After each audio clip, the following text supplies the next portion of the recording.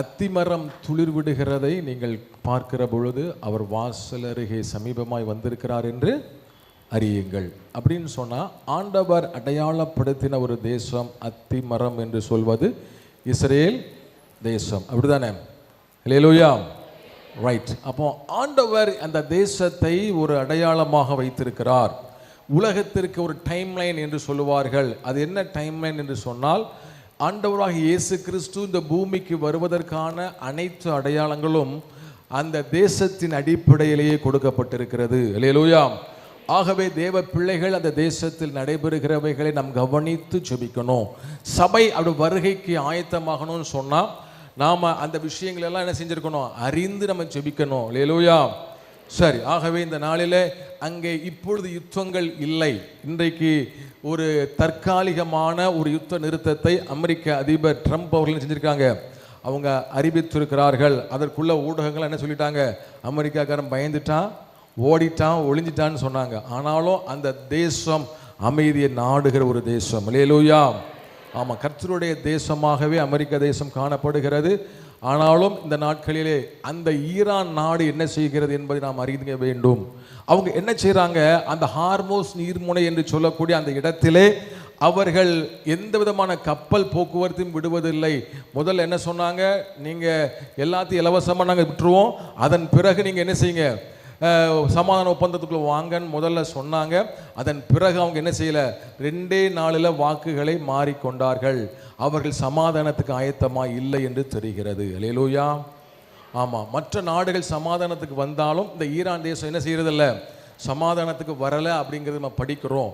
இன்னும் பார்த்தீங்கன்னு சொன்னால், இஸ்ரேல் தேசத்தை அழிக்க வேண்டும் என்பதற்காக தடை செய்யப்பட்ட கிளஸ்டர் குண்டுகளை போடுறாங்க. நல்லா கவனிச்சுக்கோங்க. ஒரு ஏவுகணையிலிருந்து பல குண்டுகள் விழுந்து அங்கே இருக்கிற அப்பாவி மக்களை கொன்று குவிக்க வேண்டும் என்பது தடை செய்யப்பட்ட அந்த குண்டுகளை எல்லாம் பாவித்து அதை அழிக்கும்படி முயற்சி செய்து கொண்டிருக்கிறார்கள். ஆகவே நாம் இந்த காரியங்களுக்காக நம்ம ஜெபிக்க போகிறோம். அல்லேலூயா. சரி, நமக்கு பைபிளில் ஆண்டவர் பல வசனங்களை தந்திருக்கிறார். எருசலேமுக்காக நம்ம என்ன செய்யணும்? ஜெபிக்க வேண்டும். ஆண்டவர் நமக்கு ஏசாயால நமக்கு எல்லாருக்கும் தெரிஞ்ச வசனம் 62வது அந்த அதிகாரத்தில் ஏசாயாவை கொண்டு ஆண்டவர் சொன்னதான ஒரு வசனத்தை நம்ம வாசித்து ஜெபம் பண்ண போகிறோம். எருசலேமே, உன் மதில்களின் மேல் பகல் முழுவதும் ராம் முழுவதும் ஒரு காலமும் மௌனமாயிராத ஜாமக்காரரை நான் கட்டளையிடுவேன். அப்படி அப்புறம் என்ன சொன்னாரு? கர்த்தரை பிரஸ்தாபம் பண்ணுகிறவர்களே, நீங்கள் அமெரிக்கையா இருக்க ஆகாது. நல்ல கவனிங்க. அற்புதமான ஒரு வசனத்தை ஆண்டவர் கொடுத்தார். ஜாமக்காரரை நான் கட்டளையிடுவேன். அல்லேலூயா. எருசலேமின் மதில்கள் மீது ஆண்டவர் ராக்காலம் பகல் காலம் என்று ஒரு காலமும் மௌனமாயிராத நான் ஜாமக்காரரை தருவேன் என்று ஆண்டவர் சொன்னார்.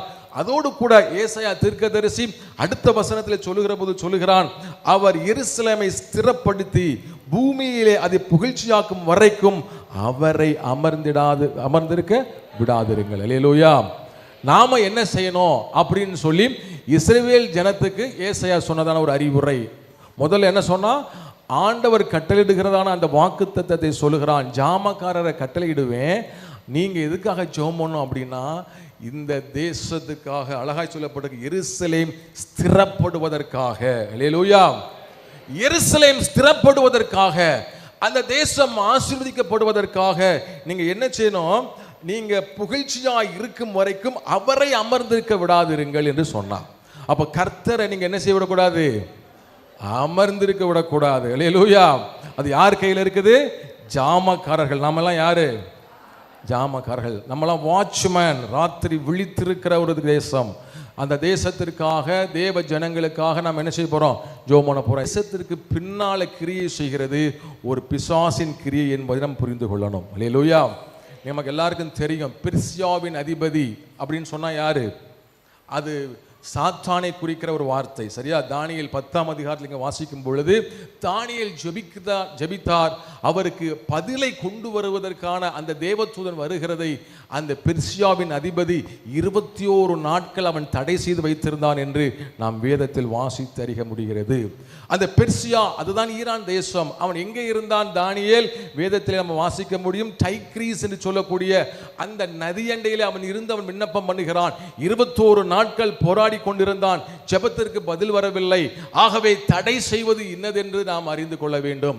வான மண்டலத்தில் இருக்கிறதான அந்த ஆவிகள், வான மண்டலத்தில் கிரியை செய்கிறதான அந்த பெர்சியாவின் அதிபதி என்று சொல்லக்கூடியவன், அவன் பதிலை வரவிடாதபடிக்கு தடை செய்து கொண்டிருந்தான். நாம் ஜெபிக்க கடமைப்பட்டிருக்கிறோம். அந்த அதிபதி நீக்கப்பட வேண்டும். அல்லேலூயா. அந்த அதிபதி கட்டப்பட வேண்டும், அவன் துரத்தப்பட வேண்டும் என்பதிலே கவனம் செலுத்தணும். அப்படின்னா நம்ம என்ன ஜெபிக்கணும்? ஆண்டவரே, இந்த பெர்சியாவின் அதிபதி, இந்த ஈரான் தேசத்தின் தலைமையகத்தில் இருக்கிறதான அந்த ஆட்சிகள் எல்லாம் முறியடிக்கப்படணும், மாற்றப்படணும். அல்லேலூயா. மக்களுக்கு நல்ல அங்கே ஆட்சி வரணும், அமைதி அங்கே நிலவணும். ஆகவே தேவன் அந்த தேசத்திற்காக செய்யப்படுகிற விண்ணப்பத்தை ஆண்டவர் கேட்க ஆயத்தமாக இருக்கிறார். அல்லேலூயா. நம்ம வசனம் வாசித்தோம், அந்த எருசலேமை ஸ்திரப்படுத்துகிற வரைக்கும் ஆண்டவரை அமர விடக்கூடாது. அல்லேலூயா.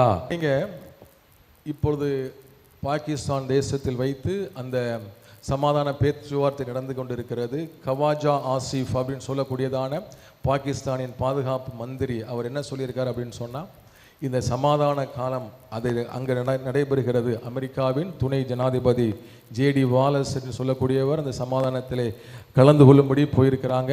அங்கே பாகிஸ்தானை சேர்ந்த பாதுகாப்பு அதிகாரி சொல்லியிருக்கிறார், இஸ்ரேல் தேசம் அழிக்கப்பட வேண்டும் என்று சொல்லியிருக்கிறான்.